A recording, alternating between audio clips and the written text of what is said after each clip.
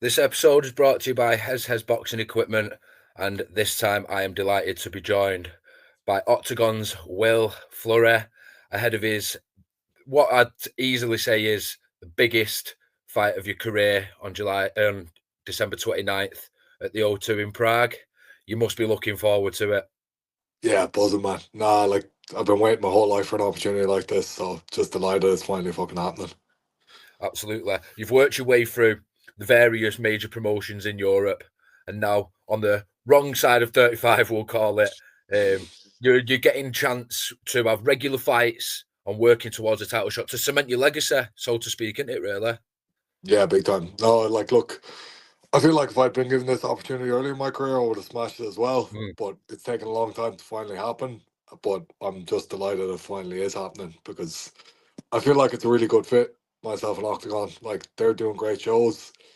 I've always been the type of lad who was willing to go out there and fight regular. Like, I hear all these lads who like as soon as they fight they want a vacation or they're it'll be 6 months before the next one. Nah man, fuck that. I'd love to fight 4 to 5 times a year, like yeah. and like you're gonna get injured enough times anyway, so you may as well like while you're healthy and active, fucking fight. Like and like in fairness, the lads have given me the fights, I've been and as like the other side of it, every fight kind of has a purpose and a meaning. Mm, Like, so like there's a narrative around every fight and you buy into that even as the athlete, like, it's good for the fans, but it's also cool for you because you're building something like so no, it's been absolutely. great. It's been great, like to be honest. Absolutely. When on your debut at Birmingham, took the promotion by storm, winning with a broken hand. What at what Yeah, yeah. point? At what point did you break your hand, and how did you cope with it throughout the fight? So I broke it 2 weeks before the fight. I Right. was in Okay. Las Vegas and I was sparring Sean Strickland and I threw an overhand and he just blocked with the elbow kind of up like that. So my thumb, it was kind of like the edge of my thumb there. Ah, shit. Came down, hit it. It's still very, like, it's way different to my Uh, other hand. It doesn't move the way it used to at all. So it was a bad break. There was kind of a piece of bone out of place right near the ooh, wrist. So it affected, like, the movement of my wrist and everything as mm, well. And obviously, like, your thumb, it's a major part of your grip. So it was actually more my grappling that affected because my four knuckles were okay. Like they're nearly separate to that part of your hand. mm. So I could actually hit much better than I thought I'd be able to. Because I hadn't really tried punching for the week or two before the fight. I did very light pad work and just a lot of shadow boxing. But like on the night when I started warming up, I was like, okay, I can actually hit properly. Um, and it was more my grappling was fucked. I couldn't really grip fully at all, and I couldn't base in my hand. So they were two fairly fucking major issues. And I was just honestly like 2 weeks before the fight, it had been a shit buzz. Sure, I'd been banned the year before, and then I was coming back off the ban. And if I'd had to pull out of this, I think fuck, I might not have kept going with the whole thing. Even though I fucking love the sport and all that, but it would have just been like I can't justify the effort of this anymore. And I kind of thought about it like being, look, mate, this is a chance for you to prove you to yourself. If you say you're about all this shit, go and prove it to you. Because nobody else is going to give too much of a fuck about this, but you'll know what you went through to get here. And I was absolutely delighted with myself. Like, you can get too far up your own hole sometimes, but like, I was very proud of how I reacted to that situation. And like, it wasn't the best fight I've ever had. Technically, on the night, I could have done certain things better, but I was proud of being the guy who still fucking showed up and did it. Like, Absolutely. Like I love that attitude, big man. Just go and prove it to yourself, not anybody yeah, else. You're yeah, telling yourself, exactly. "I'm about it." Go out there and fucking prove it. And you still managed to get the job done in quite splendid fashion. Six Cheers. months later, you had the call for a huge event where they broke record numbers, and you got the job done even quicker. Now that was just Yeah. fucking wow. And then the man that you've always had the old beef with, who you've got the title fight with now, sat in your eye line. Could you tell? Was there an aura when you stuck it on him? Was there an aura that he didn't want it? And Yeah. do you still think secretly in the back of his head he doesn't want it? No, even at the face to face, it's just going to be released now in the next hour or two. Yeah. But like, we filmed that last week. I felt like his body language was very fucking defensive, very Yeah. like, look, you can watch it and see for yourselves and make up your own minds. But like, a weird, like, I got a, like, first off, I was surprised he took the fight because on the I night when was. I knocked Papa Langer out, it didn't feel like the guy wanted it at all. Like if you're the champ and a guy starts shouting at you, you're like, sit down, bitch. I'm gonna show you what the crack is. And I've just beaten the number one contender. Like, you've just lost your opponent. I've just beaten the number one contender. You're in training camp anyway. If you want this fight, it's right here for you. Why didn't you come in and smash me November 9th? So that told me a lot straight away, right? Mhm. But like, I was delighted when he took the fight because like it makes fucking very little sense for him to want this, but at the same time, it does me a hell of a lot of good. So like, I feel like everything's fucking turning to gold these days, and like, obviously your man Pirate getting injured helped me a lot. That whole situation played out very well for me. And now it's like, right, Will, you're finally getting this fucking opportunity. Go and fucking smash it, like. So just very determined to go and smash it, like. And but yeah, look, his body language to me, even at that face to face, I think there's a level of acceptance of like, shit, I have to be a man and show up and do this. But deep down, he doesn't fucking want it at all, like. Absolutely. Yeah, the old beef is interesting, and when he says he doesn't remember it, do you believe that? Do you believe he genuinely doesn't remember it, or do you think he's talking a bit of I shit was there? Does around he just London shoot remember? for about a year. Like, it's not like I wasn't there for a good while. So it's fucking so like he's got a genuinely fucking terrible memory if he doesn't remember me being there. Because Yeah, we sparred a few times. It wasn't just that one time. And like after that it was a bit less regular, obviously. But like, look, maybe he doesn't. Maybe he is actually that fucking thick, and maybe he's met a lot of people throughout his life. And yeah, I don't fucking know. I'm not saying he's full of shit that he says he doesn't remember it, right? But it's worrying if you don't. From your own mhm, point of view, get your fucking yeah, brain checked out. Like, yeah, I'd still remember most of the boys I trained with 10 years ago, no bother, and especially somebody who was there in the gym and like was a fucking prominent member of the gym. It wasn't like I was only there once or twice a week. I was there 4 or 5 days, like pretty much every day of the week. yeah, yeah. Like, so look, I don't give a bollocks if he doesn't remember. To be honest, he'll fucking know me on December 29th. Absolutely. He was meant to have it was dubbed the last dance earlier this year in the Mm, stadium. And he's looking to have the trilogy fight next year, but you can yeah. mess all that up. So is there a rematch clause in the contract on his side? Because if you No, take his title, is no, there's not. That's no. interesting. That's Yeah, I know. interesting. I know. So I like, just want. I I just think want. Sorry. Go on, Will. Sorry. I think there's a level of like, sure. He's even said publicly that like, if he wins this one, eventually he's gonna have to vacate the belt regardless before the Attila fight. So I Mm, think what's basically happening is they've got on him being like, here, mate, you're going to be clogging up the division for the next 6 months.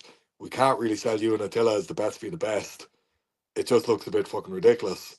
And I think I made it nearly untenable for him to stay there doing what he was doing because it's fairly obvious, mate. Like, you're not intent on fighting the best lads. In fairness, he's taking this fight, but like, sorry, him saying he's going to vacate the belt regardless to me just shows that, like, look, he's accepted the fact that he's going to lose this belt, and if by some pure fucking chance of like, oh, he swings a weird punch, gets a knockout or something, it's still, we're gonna let the division be the division, and I'm just gonna go and do this Attila fight.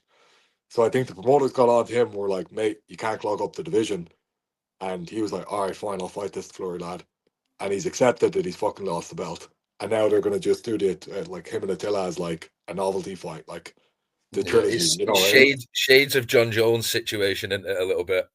Tiny bit, but in fairness, Yeah. John, like Tom Aspinall's getting fucked over a lot worse than I am because he's Oh, been there oh for a yeah. hell of a. Oh yeah. He is though, like he really is, and I feel for the dude, like, but he's been there a long, long fucking time, proving he's damn fucking good.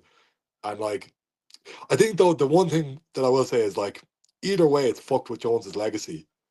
That Yeah, yeah. like Tom Without even seems. without even having to go and do the fight and risk his actual legacy from in the cage, it's the talking in the outside of the cage that's ruining it. But I agree.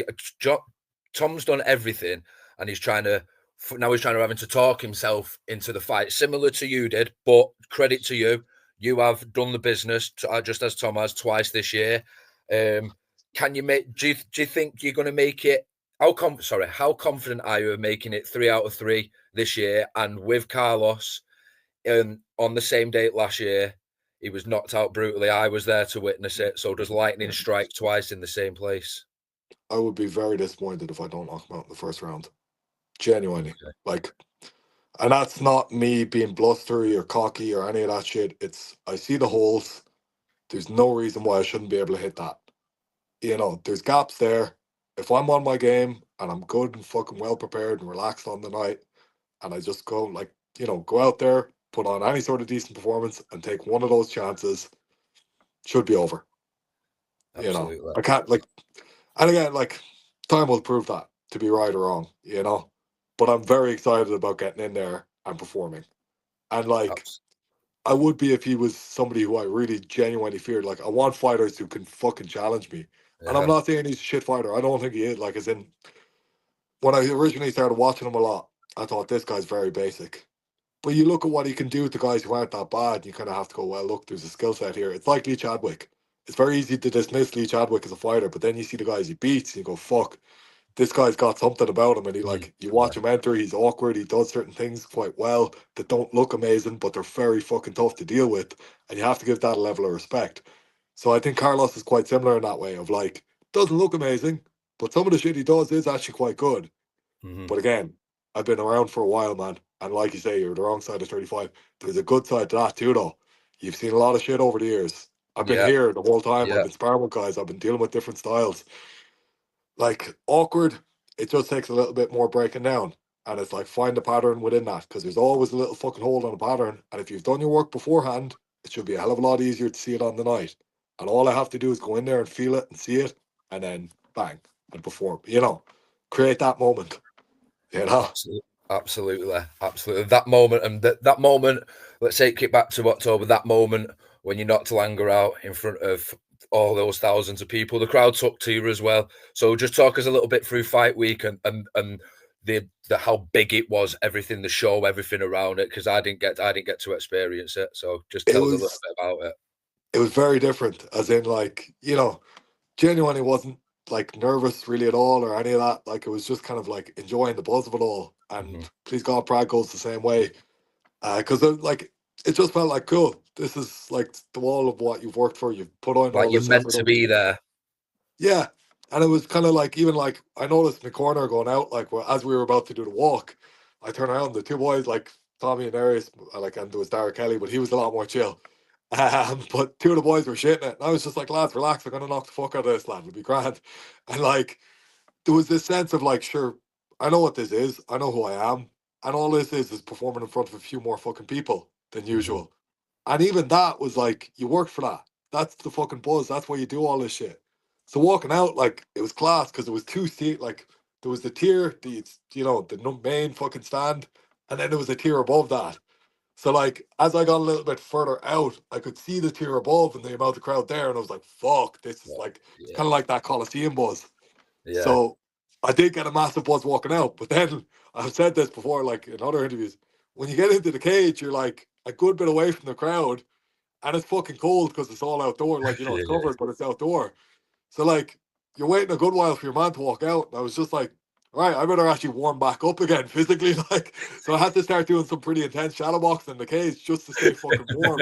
And then like, you don't really feel the crowd anymore because you're miles away from them.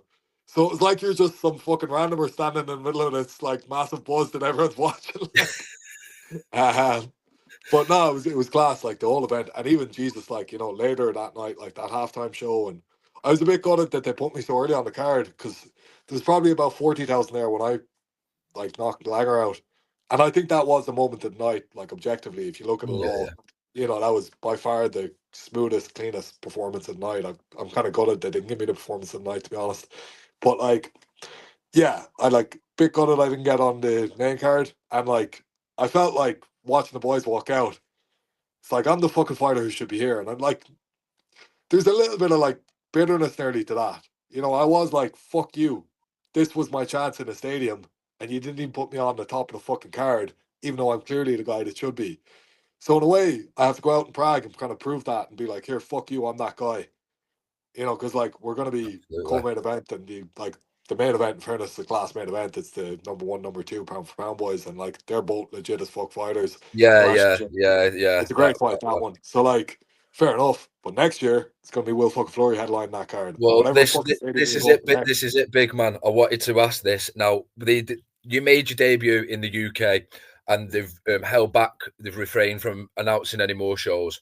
However, now if and when you collect that title on the 29th, are you going to be saying, "I'm not fighting anywhere else up until we've done an event in Ireland. Are you the man to help spearhead the UK and I think Ireland scene again? there's 100%. There's potential to bring shows back to England and Ireland, right? But I think it's about doing it the right way.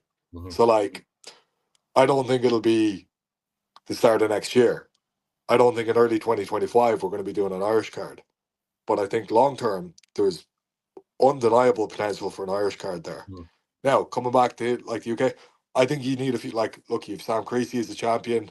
There's a few lads doing quite well. Like a few of the English lads, like Shem, obviously, but who knows how long he'll be there.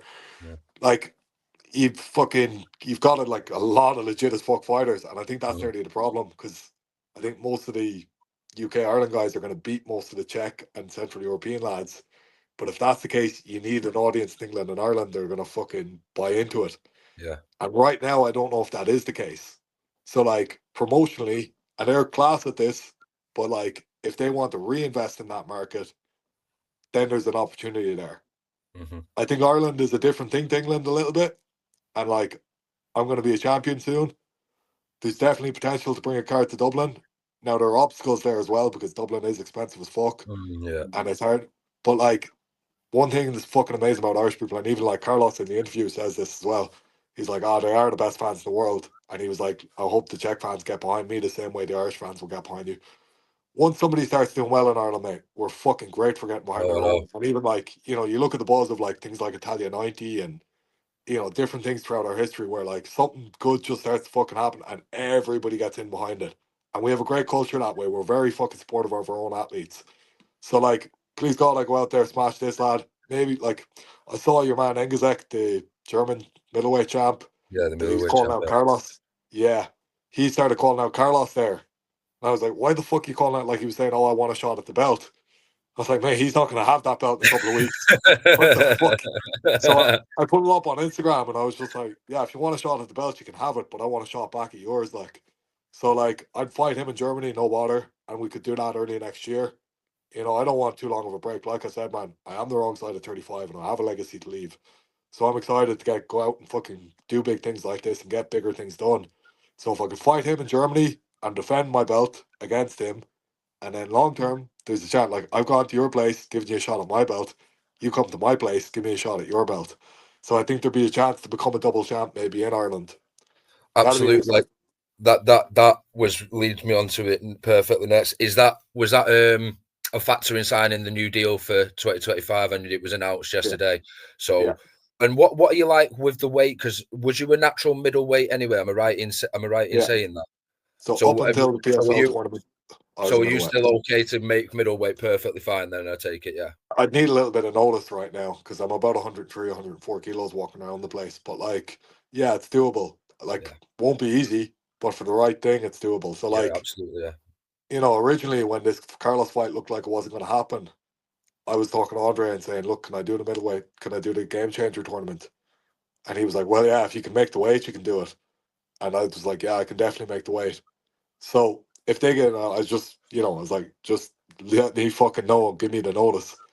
I see now that game changer tournament is early enough, like it's February, and I was looking at it's like, oh, that's only like 4 weeks after this fight. So there's one in February 1st and one in February 22nd. So it's like 4 weeks and 7 weeks after the fight. So that's tough. That'll be not easy to do, Yeah, but that'll be we'll see cutting what it fine. opportunities. Yeah, we'll see what opportunities pop up in the meantime, man. And like, this is the thing. I'm here to do special things. I want to do big, big fucking things. I want to leave a legit fucking legacy, and I want to show you. Like, here's the thing. Like, honestly, my mindset these days is just about improving as a martial artist. That's the main goal. Getting Mm, better every fucking day, yeah. and enjoying getting better, and enjoying the process of being a shit hot martial artist, right? But within that, you kind of want to chase something. You want to chase something special. And my desire now is to fucking go and create those like, whoa, fuck moments, and be the guy who's able to do that. And there's a lot of proud, like, there's a lot of pride that comes with that. Like, there's a lot in you that fucking admires yourself for being able to be the guy who does those things. I just like, I know I don't have forever left. If I have another fucking 4 good years left in me, that's, probably more than I've deserved in a way. But I'm very fucking determined to make the best of that period of time. And I want to go out there and do as much special shit as possible.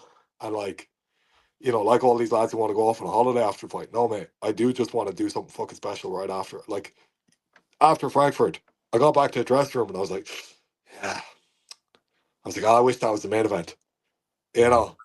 And that, like, that's the way I'm set up these days. Like, none of this shit seems as big as it should be to me because I know what I am and I know what I can do. So, like, look, I'll get the chance December 29th, go and prove that. And yeah, like, after I go and do that, I'm going to be determined to do something else pretty special. And as long as they keep giving me the opportunities, and like, look, I called out Gustafsson there, and I've like called out this guy Engizek as well. It's the big fights. It's those fights that Absolutely. interest me. And like going in and smash, like not just winning them, but like emphatically winning them fights. That's what I want to be able to do. Absolutely. Like we said, if and when you do win that title, you're going to have more room for negotiation. Everybody wants a bit of the title. Engizek, I see Lee Butcher comment on your Instagram Yeah, yeah, post. It's just like you could round up a mini tournament between you all and just have it out. But chasing legacy with however much you've got left in the tank, like you said, 4 or 5 years, whatever it is, that's what it's all about, isn't it? And I think the guys with names like Vemola, who does carry weight. He's on a different kind of the spectrum from you, not in age wise, but in career wise. He's had like 3 times the amount of fights, Santa. But beating guys like him and taking his crown in his home city would be massive for you, wouldn't it? It'd be yeah, huge, man. yeah. No, it's a massive opportunity. And I'd be like, this is why I didn't think I would ever get this chance. Because like given where like I fought in the PFL, I fought in Bellator, like yeah, my like I don't well, I went amateur for a good while, like and I stayed an amateur and I was undefeated as an amateur. So Yeah, like yeah, my record, you know, technically I'm like it's actually what I've had two fights on a reality show that I won that don't count. And then I had the Jocko fight, which was considered no contest at the end.